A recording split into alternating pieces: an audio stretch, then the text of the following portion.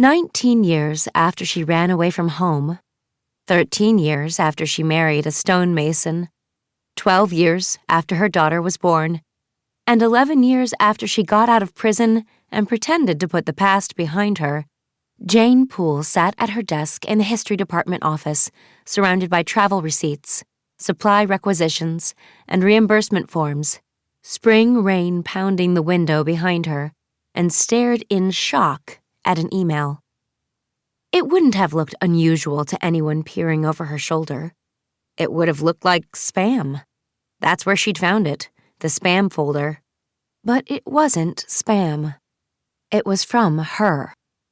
Jane knew this despite the anonymous, clearly temporary email address, OVBXVZ7TDRBQTC1LXQS@vbr.la, and the innocuous subject line, prescription drugs via UK rail, lowest prices, no wait for approval.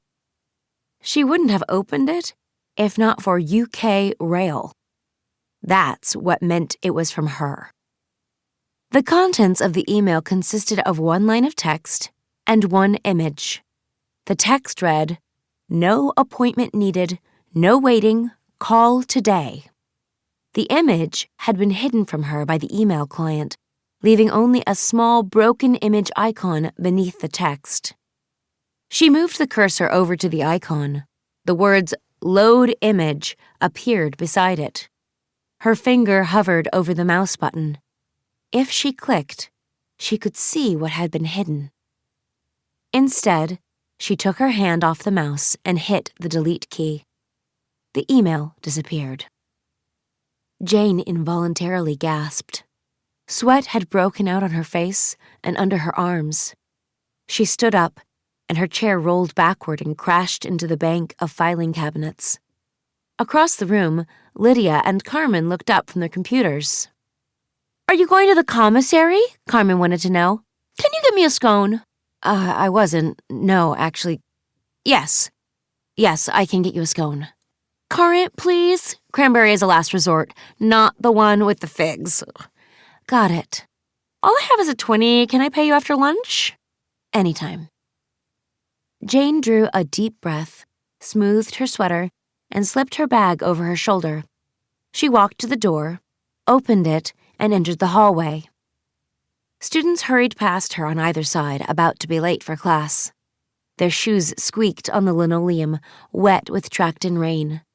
This building, Seddon Hall, was 150 years old. It was drafty in the winter and roasting hot in the summer, and on rainy days it felt as clammy as a big canvas tent. History occupied the second floor, with philosophy upstairs and the dean underneath. And below that, in the basement, the commissary. She took the stairs.